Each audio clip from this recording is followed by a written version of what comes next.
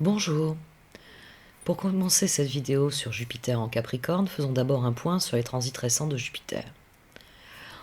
En Bélier, de juin 2010 à juin 2011, Jupiter nous a encouragés à créer nos propres opportunités, à croire en nous-mêmes et à prendre en charge notre vie. En Taureau, de juin 2011 à juin 2012, Jupiter nous a exhortés à apprécier ce que nous avions déjà et à adopter une approche patiente de nos buts. En Gémeaux, de juin 2012 à juin 2013, Jupiter nous a encouragés à en apprendre le plus possible sur les gens qui nous entourent, ainsi qu'à partager et à nouer des liens. En ce qui concerne le transit en Cancer, de juin 2013 à juillet 2014, Jupiter nous a poussés à respecter notre intuition, nos émotions, mais aussi nos familles et nos besoins intérieurs, ainsi qu'à développer, on va dire, nos systèmes de soutien. En Lion, de juillet 2014 à août 2015, Jupiter nous a encouragés à nous exprimer en toute confiance, à être généreux et créatifs, et à trouver de nouvelles façons de s'amuser. En Vierge, d'août 2015 à septembre 2016, il nous a motivés à être fiers de notre santé, de notre travail, des services que nous rendons, que nous produisons, ainsi que de nos habitudes. En Balance, de septembre 2016 à octobre 2017, Jupiter a renforcé notre connaissance de nos partenariats, de la nécessité de nous glisser dans la peau de nos partenaires, de l'importance de l'égalité et de nos compétences en matière de diplomatie. En Scorpion, d'octobre 2017 à novembre 2018, il a accru notre prise de conscience de nos relations intimes, de notre pouvoir personnel et de nos facultés d'adaptation. Jupiter élargit donc nos expériences, nos connaissances et notre compréhension. Il représente l'optimisme, la croissance, la générosité et l'abondance. En Sagittaire, durant cette année qui vient de s'écouler, de novembre 2018 jusque-là au 2 décembre 2019, il nous a exhortés à accroître notre conscience culturelle et spirituelle, à élargir nos esprits supérieurs, nos expériences et à faire confiance à l'univers. Maintenant, il arrive en Capricorne. Un nouvel objectif entre en jeu. À présent que Jupiter transite en Capricorne du 2 décembre 2019 jusqu'en décembre 2020, l'énergie associée au Capricorne va devenir plus intense dans nos vies. Nous rechercherons de meilleures façons d'organiser nos vies, mais aussi la société en général, parce que, il est question d'une amélioration de la moralité, et donc, de ceux qui nous gouvernent, et des lois qui nous régissent. Le Capricorne est le signe de terre lié à notre vie physique et matérielle, ainsi qu'aux structures et à l'organisation nécessaire pour assurer notre bien-être matériel. Le Capricorne est un signe ambitieux, qui parvient au sommet tout en étant prudent, pratique, organisé. Il possède la persévérance, et celle-ci est nécessaire pour parvenir au sommet, pour mener à bien les choses, quelles que soient les difficultés. Au cours de ce cycle, nous n'allons pas prendre de risques. Nous aurons besoin d'orientation, d'objectifs clairs et de plans solides. Nous valoriserons les résultats qui sont tangibles. Avec ce cycle, nous devenons réalistes et avons besoin de visualiser les résultats afin de nous sentir motivés pour les atteindre. Avec Jupiter en Capricorne, nous attirons la meilleure fortune lorsque nous organisons et dirigeons, lorsque nous nous conduisons avec intégrité et employons une approche éthique et mature. Nous devons adopter une approche disciplinée, engagée, progressive afin d'atteindre nos objectifs. Dans un autre domaine, j'en parlais il y a quelques minutes, nos attitudes, nos valeurs, que ce soit concernant la religion, la conduite morale, l'éducation ou bien la politique, sont plutôt conservatrices, traditionnelles au cours de ce cycle. On est attaché à ce qui se fait, à ce qui est moralement acceptable. Notre jugement est plus prudent, il est plus mûr. Mais attention, il se peut que nous manquions d'imagination, d'audace, ce qui nous aiderait pourtant à innover. Nous devons apprendre à être plus souples et plus tolérants envers les faiblesses pendant ce transit. Jupiter, c'est la planète de l'expansion, de l'amélioration des opportunités. C'est donc vraiment le moment d'élargir les horizons, que ce soit bien sûr sur les questions matérielles et terrestres, mais au-delà de ce qui est déjà connu, il s'agit d'investir dans quelque chose d'important pour l'avenir. Jupiter est aussi la planète de la chance et de la bonne fortune. Les opportunités devraient donc nous être offertes de nous développer, de nous améliorer, de trouver un meilleur épanouissement. Parce que la nature de Jupiter est extravagante, il va falloir se garder du trop. Trop de choses, trop de projets, trop d'envies. Le zèle de Jupiter peut parfois remplacer la modération. Et si son zèle et son enthousiasme sont très bien intentionnés, et qu'il vous fournit plein d'opportunités, plein de changements, ça peut parfois nous rendre aveugles sur des comportements immodérés, c'est-à-dire de saisir trop d'occasions et par là même de ne pas être ce qu'il veut que nous soyons, quelqu'un qui construit. En Capricorne, il est aussi à noter que Jupiter peut nous rendre matérialistes et avares. C'est l'autre aspect. C'est la raison finalement pour laquelle nous saisissons toutes les opportunités. Nous n'en voulons que plus. Il y a un peu d'avidité dans cette avarice. D'autant plus que Jupiter s'aligne sur Pluton en Capricorne au cours de ce transit. Nous pourrions être assoiffés de pouvoir, de réussite. Ce sont des choses qu'il faudra surveiller.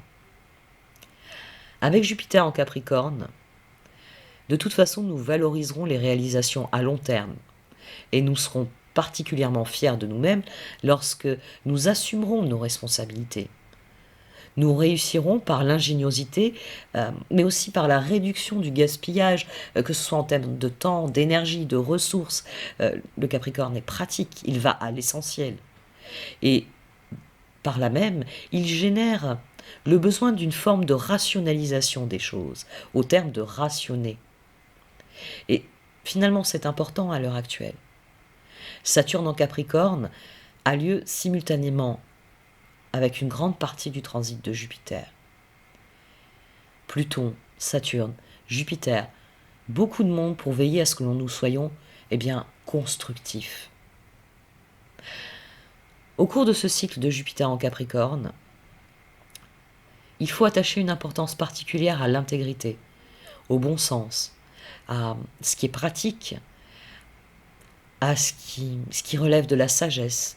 Il s'agit d'être précis, d'être discret, d'être dans une certaine retenue, en étant fiable, en tenant ses engagements, en exerçant vraiment une maîtrise de soi, de ses projets, tout en ayant confiance en soi. Et être prêt avec patience à laisser venir les choses. Jupiter dans le Capricorne, c'est vraiment le moment de porter une attention accrue aux structures qui nous soutiennent. Il faut être astucieux, stratégique, attentif. Pourtant, sur le plan énergétique, Jupiter est en chute en Capricorne. Mais avec Saturne en Capricorne pendant une bonne partie du transit, Jupiter va quand même créer beaucoup plus de joie, de plaisir, même si il exigera un investissement réel et une construction qui soit vraiment mûre et aboutie. De l'exigence et des cadeaux. C'est le moment de jeter les bases de ce qui est essentiel pour l'avenir.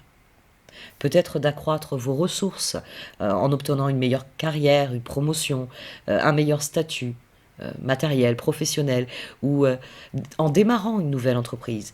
Ça peut impliquer l'apprentissage de nouvelles compétences, l'exploration de nouvelles responsabilités. Ça peut vous demander d'effectuer un investissement majeur dans quelque chose d'important et de solide, en ayant confiance dans le fait que ce sera une meilleure base dans votre vie. Parce qu'il y a une idée de récolte dans ce que vous allez semer.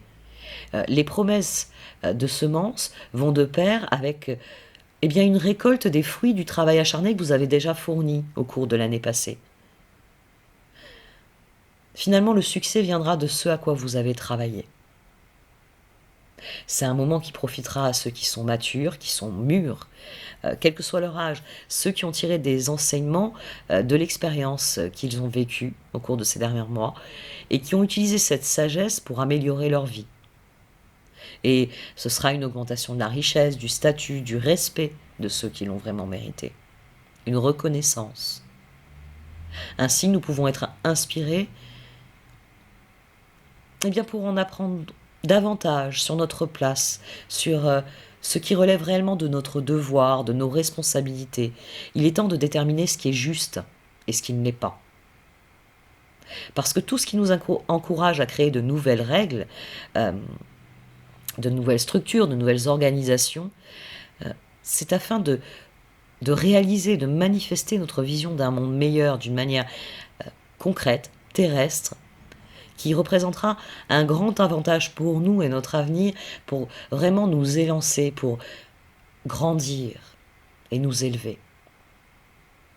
Nous allons tous avoir la possibilité de nous développer en regardant où se situent nos responsabilités envers nous-mêmes, envers les autres, mais aussi envers la société au sens large dans laquelle nous vivons. Nous pouvons rencontrer des situations qui nous donneront l'occasion de comprendre dans quelle mesure nous avons été paresseux, indisciplinés, négligents dans nos devoirs, ou nous avons gaspillé nos ressources. Faites attention à de telles opportunités. Même si elles peuvent prendre la forme de défis, elles sont là pour nous inciter à cultiver ce qu'il y a d'ancien en nous-mêmes. Une ancienne connexion, une ancienne sagesse, en nous rendant plus conscients afin que nous puissions développer de nouvelles manières, bien plus sages, j'aurais envie de dire de nous administrer nous-mêmes, parce que la construction individuelle sous-tendra une construction collective. Il s'agit d'améliorer le bien-être matériel, pour nous-mêmes autant que pour les autres, parce que ce que nous allons faire, ce sera notre petite pierre à l'édifice. C'est une année pour améliorer les règles selon lesquelles nous gouvernons en tant que personnes, mais aussi pour apporter de la moralité et de la sagesse dans ce qu'il y a plus grand au-dessus de nous, les organisations, les institutions, qui constituent le fondement de nos vies, les structures. Il s'agit cette année de chercher les occasions de vous impliquer dans la création de meilleures façons d'organiser, de protéger ce qui est moralement juste. Sur le plan personnel, c'est la façon dont nous gérons notre vie privée. Les règles que nous utilisons dans notre vie quotidienne, comment nous structurons notre journée, notre semaine, notre année. Parce que chaque petit pas mène à une vision plus grande. C'est ce que nous pensons que nous devrions ou ne devrions pas faire. C'est comment élever nos enfants, prendre soin de notre famille, gérer nos finances, travailler dans le domaine professionnel, mais aussi le travail que l'on effectue chez soi. Des tâches aussi banales que faire le ménage ou tout simplement travailler à devenir une meilleure personne, parce que l'astrologie, tout comme les cartes, ne parle que de ça. Nous avons tous un système, des règles personnelles, qui peuvent être remises en question, qui peuvent être améliorées au fil du temps. Faites-vous ce que vous pensez vraiment devoir faire selon votre propre vision de ce qui est juste ou de ce qui ne l'est pas. Avec Jupiter en Capricorne, on vous demandera d'établir des bases solides. Et c'est là que vous saurez où vous vous situez. Parce que le but, c'est de vous sentir bien, fier de vous. Et Jupiter vous offre l'opportunité de trouver des réponses à une question essentielle. Qu'est-ce que je veux construire pour mon avenir ? Durant ce transit qui dure 1 an, il faut le temps de parcourir les degrés, Jupiter fera un certain nombre de figures, si on peut dire. D'abord à Uranus, là on y sera très vite, mais surtout à Neptune et à Pluton. Donc je vais vous parler un peu plus longuement de ces transits-là. Il est probable que j'y reviendrai peut-être dans d'autres vidéos quand ils seront actifs. Ne serait-ce que parfois dans les tirages généralistes sur certains signes, notamment quand on sentira la pression de Neptune, de Pluton sur Jupiter, sur la volonté que vous pourrez avoir de construire, d'aller de l'avant. Jupiter, par exemple, sera trigone à Uranus le 15 décembre. C'est tout près. Il vient juste d'arriver, il découvre la place, il est encore porté par l'optimisme du Sagittaire, mais le Capricorne l'a obligé à redescendre sur Terre. Le trigone de Jupiter sur Uranus ouvre à toutes ces nouvelles énergies, aux nouvelles approches, aux nouvelles attitudes, à ce qui sera particulièrement utile avec Jupiter dans le signe très traditionnaliste, très ancré du Capricorne. Les événements chanceux peuvent se produire dès à présent, notamment grâce à votre volonté de sortir des sentiers battus. Le transit, enfin le trigone, favorise les activités de groupe, les activités éducatives, mais aussi la rédaction, la publication d'idées, la communication orale, comme je le fais à présent, les efforts humanitaires. Toutes ces activités peuvent prospérer si elles sont alimentées par une énergie, eh bien Capricorne, progressive et inventive tout de même. Jupiter est là. Il est important de laisser un peu de marge de manœuvre pour proposer des nouvelles idées. Une nouvelle année approche et ce trigone vous met en disposition d'esprit pour accueillir les nouvelles possibilités, les nouvelles façons de faire. Et Jupiter vient nous demander d'être justes, d'être impartiaux dans nos choix. Car, après tout, il s'agit de lui exposer nos projets. Un peu plus tard, Jupiter sera sextile à Neptune. Et cela a de particulier que ça a d'abord lieu avec exactitude le 20 février, de nouveau le 27 juillet, et enfin le 12 octobre. C'est lié au mouvement que les planètes ont individuellement, rétrogradation, etc.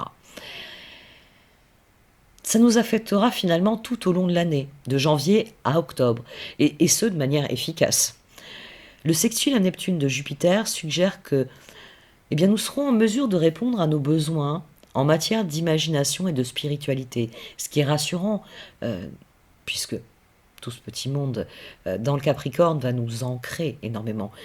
Neptune, en faisant ce sextile, vient alléger l'atmosphère. Il faudra sans doute utiliser cette énergie de rêve, d'imagination, de connexion à quelque chose de plus grand, pour modérer certaines des expressions les plus extrêmes d'un Jupiter en Capricorne. Nous pouvons utiliser le fait que nous serons en mesure d'intégrer, de gérer nos attentes, tout en vivant selon notre foi et nos rêves. Cela aidera à maintenir un sens des proportions et à tenir compte de notre morale, de nos valeurs spirituelles, lorsque nous poursuivrons des objectifs concrets. C'est le moment de fixer des objectifs idéalistes, voire même humanitaires, parce qu'il s'agit d'établir des liens avec les autres, sans s'arrêter aux horizons dont ils viennent, à ce qu'ils sont. Il s'agit d'apprendre du point de vue de l'autre, et ainsi élargir nos expériences, nos esprits. C'est une chose que nous pouvons parfaitement concilier avec une volonté de construire du dur. Alors, un autre transit qui est particulier, Jupiter sera conjoint à Pluton le 4 avril, puis à nouveau le 30 juin, et enfin le 12 novembre. 3 conjonctions avec Pluton. Jupiter le géant réuni avec le petit nain, vous savez, Pluton. Ça crée un aspect qui est phénoménal. Là, c'est moins individuel, c'est plus dans notre... dans les rapports de force qu'il peut y avoir entre le pouvoir, la politique, et cette pulsion qui nous pousse à toujours vouloir plus de ressources, plus de moyens. Les deux planètes sont des forces de croissance et d'expansion. Et ensemble, elles vont créer l'envie de se débrouiller, l'envie de faire avec les moyens du bord, mais de faire plus grand, de faire plus beau. C'était Pluton et Jupiter conjoints, c'est extrêmement particulier. C'est des personnalités comme Gandhi, qui avait Jupiter et Pluton dans le Taureau, ou comme Nelson Mandela, qui avait Jupiter et Pluton dans le Cancer. L'astrologie ne peut pas se concevoir sans un rapport à l'autre. Surtout, en ce qui me concerne, qui suis plus tournée vers une astrologie finalement karmique, qui ne considère pas seulement l'individu, mais sa place dans le monde et le rôle qu'il a à y jouer. Ici, on a les deux esprits indomptables, Jupiter et Pluton, qui viennent combattre ensemble. qui viennent vous montrer ce qu'il y a de meilleur pour vous, aussi difficile que ce soit à admettre pour vous. Ce sont, eh bien, le reflet d'hommes courageux qui avaient aussi cette conjonction particulière, ce géant uni à ce nain. Et ce transit a aussi cela de particulier que celui qui représente l'image du Père, Saturne, viendra faire une conjonction sur cet aspect. Il viendra renforcer l'alliance qui aura été formée tout au long de l'année. Il viendra vous féliciter ou vous dire que il faut reprendre. Mais plus probablement, très peu de personnes échoueront parce que en Capricorne, vous êtes obligé d'avancer, obligé de faire. Heureusement, on aura l'entrée dans le Verseau ensuite, ce sera plus léger. Jupiter, donc conjoint à Pluton, renforce notre désir d'améliorer notre situation au point de vue individuel, mais aussi au point de vue plus élevé, au point de vue de ce que nous sommes dans le monde. Nous allons être résolument déterminés à apporter des améliorations. Nous pourrions même aller trop loin avec cette combinaison, parce que sous le signe du Capricorne, il y a aussi cette dimension d'exercice du pouvoir. Au cours de cette année, ces deux planètes vont exiger de nous que nous canalisions nos ressources, nos ambitions de manière appropriée. Et c'est ce qui créera les facteurs puissants d'une réussite ultérieure. Le côté le plus intéressant de ce transit est finalement que nous allons découvrir ce qui nous anime profondément.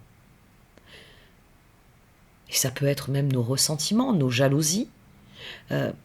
Tout va nous ouvrir des perspectives sur des choses que nous ne savions, eh bien peut-être pas, ou que nous n'osions pas admettre, reconnaître. C'est un moment où nous allons devoir prendre ce qu'il y a de plus important pour nous et en faire la base de tout ce que nous allons construire.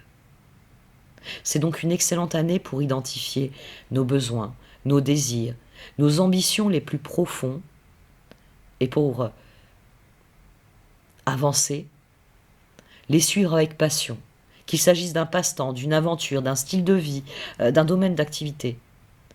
Ce transit durera de mars à novembre 2020. Il sera réellement, de par son rayonnement, la clé de votre réussite. Avant de passer aux horoscopes, je souhaite juste faire un point sur plusieurs aspects.